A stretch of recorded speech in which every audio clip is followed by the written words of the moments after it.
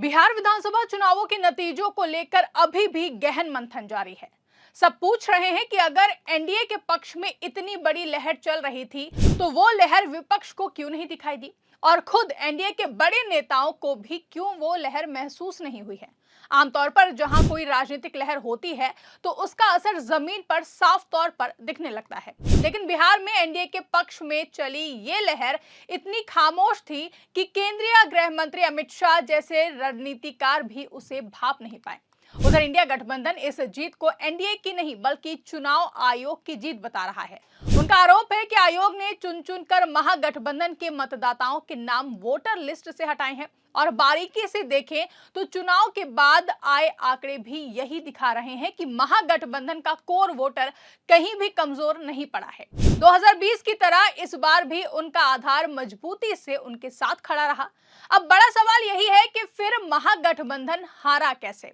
इसी सवाल पर करेंगे चर्चा। नमस्कार, मैं हूं आपके साथ आकांक्षा यादव और आप देख रहे हैं 4PM न्यूज नेटवर्क। हाल ही में सामने आए बिहार विधानसभा चुनाव के नतीजे हर किसी के लिए चौंकाने वाले रहे, जहां देखा गया था कि इस बार की जनता बदलाव चाहती है, लेकिन ये बदलाव चुनावी नतीजों में दिखाई नहीं दिए हैं। तेजस्वी यादव के नेतृत्व वाली आरजेडी को हाल ही में हुए विधानसभा चुनावों में हार का सामना करना पड़ा, लेकिन उसका पारंपरिक मुस्लिम यादव वोट बैंक इस बार भी उन्हीं के पास बरकरार रहा। बता दें कि जो ताजा आंकड़े निकलकर सामने आए हैं उनमें चुनावी विश्लेषण से साफ पता चलता है कि सीटों की संख्या भले ही कम हुई हो, लेकिन आरजेडी के कोर वोटर पार्टी के प्रति वफादार बने रहे। रिपोर्ट के अनुसार महागठबंधन को मिले 38% वोटों में से 60% वोट अकेले मुस्लिम और यादव समुदायों से आए हैं। महागठबंधन को मिले कुल वोटों में यादवों का योगदान 10% था, जबकि मुस्लिम वोटों का हिस्सा 13% था।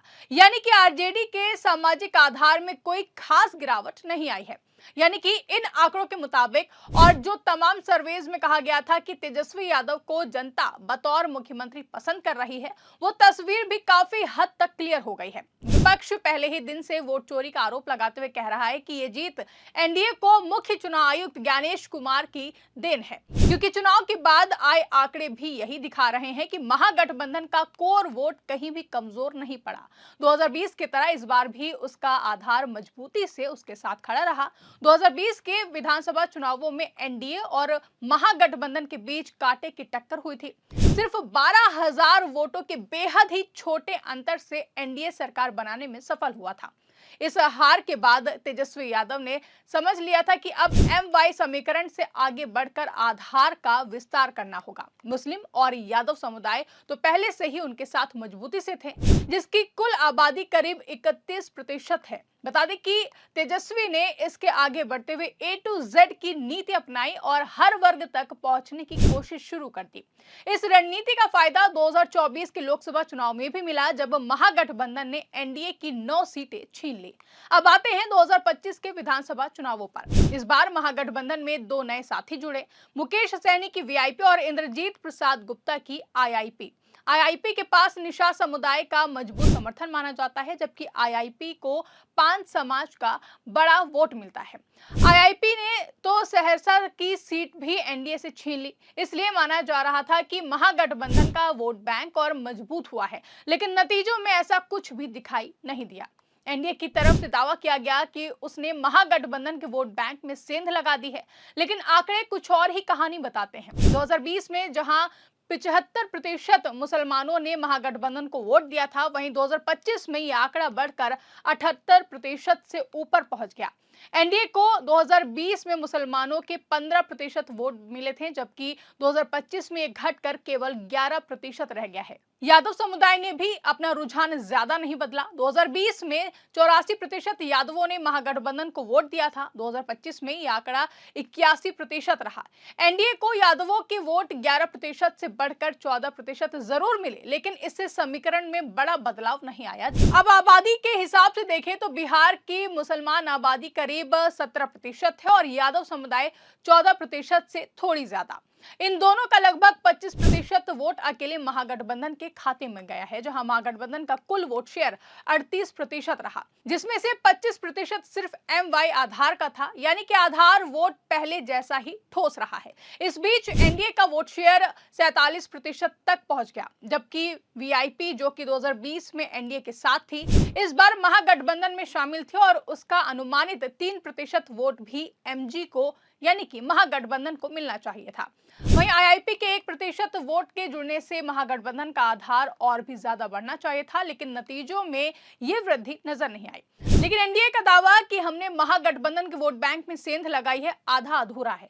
सेंध उन्होंने महागठबंधन के संभावित एक्सपेंशन एरिया यानी कि ईबीसी और नॉन यादव ओबीसी में लगाई है, जो कि उनके कोर वोट बैंक एमवाई में नहीं आते हैं। महागठबंधन का आरोप है कि ऐसा इसलिए नहीं दिखा क्योंकि एसआईआर में बड़ा खेल हुआ है। कहा जा रहा है कि 65 लाख वोट काटे गए, जिनमें सबसे ज्यादा संख्या मुसलमान, दलित और यादव समुदाय के वोटरों की थी। ये सभी समुदाय थे जिनका अधिकतर समर्थन महागठबंधन को मिलने वाला था। दूसरी तरफ आरोप लगा कि बीजेपी समर्थक दूसरे राज्यों से लाए गए और उन्हें वोटर लिस्ट में जोड़ा गया। इससे प्राकृतिक वोट संतुलन बिगड़ गया। साथ ही एक और बड़ा तथ्य यह भी है कि तेजस्वी यादव की रणनीति ने एनडीए के अपर कास्ट वोट बैंक में भी सेंध लगाई है। 2020 में जहां महागठबंधन को सिर्फ 13% स्वर्ण वोट मिलता था, 2025 में यह बढ़कर 25% हो गया था। एनडीए को जरूर 70% अपर कास्ट वोट मिले, लेकिन ये 2020 के 76% से कम था। यानी यहां भी महागठबंधन ने नुकसान की बजाय लाभ ही लिया है। अब सवाल उठता है कि आखिर फिर चुनावी नतीजे उल्टा क्यों हुए और आखिर ये पूरा समीकरण बदला कैसे। एनडीए के वोट बैंक में चिराग पासवान तो थे, लेकिन उनकी पार्टी पहले से ही 2 हिस्सों में बंट चुकी थी। उनके चाचा पशुपति पारस अलग से चुनाव लड़ रहे थे। इसके अलावा एनडीए से एक पार्टी बाहर भी चली गई थी। नीतीश कुमार के प्रति भी जनता की नाराजगी काफी ज्यादा देखने को मिली थी। महागठबंधन ने भी एनडीए के वोट बैंक में सेंध लगाई, फिर भी एनडीए का वोट शेयर 9% कैसे बढ़ गया। ऊपर से महागठबंधन को एससी, एसटी और ओबीसी वर्गों में भी कड़ी टक्कर मिल रही थी। लेकिन बीजेपी नेताओं के बयानों और उनकी घबराहट से लग रहा था कि मुकाबला बेहद नजदीकी है। लेकिन जब चुनावी नतीजे सामने आए और जिस तरीके से जगह जगह पर ईवीएम में गड़बड़ियां दिखाई दी, कई जगहों पर तो जनता ने चुनाव का बहिष्कार तक कर दिया। यहां तक कि डिप्टी सीएम विजय कुमार सिन्हा को तो जनता ने खदेड़ भी दिया था। ऐसे में नतीजों के बाद उठ रहे सवाल लगातार गहरे होते जा रहे हैं कि क्या सच में ये नतीजे जनता का जनाधार है या फिर एनडीए के प्रति मुख्य चुनाव आयुक्त ज्ञानेश कुमार का प्यार है। आपको क्या लगता है? कमेंट करके अपनी राय हमें जरूर बताएं। फिलहाल के लिए इस रिपोर्ट में बस इतना ही। ऐसी ही तमाम बड़ी खबरों के लिए आप देखते रहे 4 PM। अगर खबर पसंद आई हो तो वीडियो को लाइक और शेयर करना ना भूलें। अगर चैनल पर नए हैं तो चैनल को सब्सक्राइब जरूर कर लें और इसी के साथ मुझे दीजिए इजाजत और देखते रहिए 4 PM न्यूज नेटवर्क।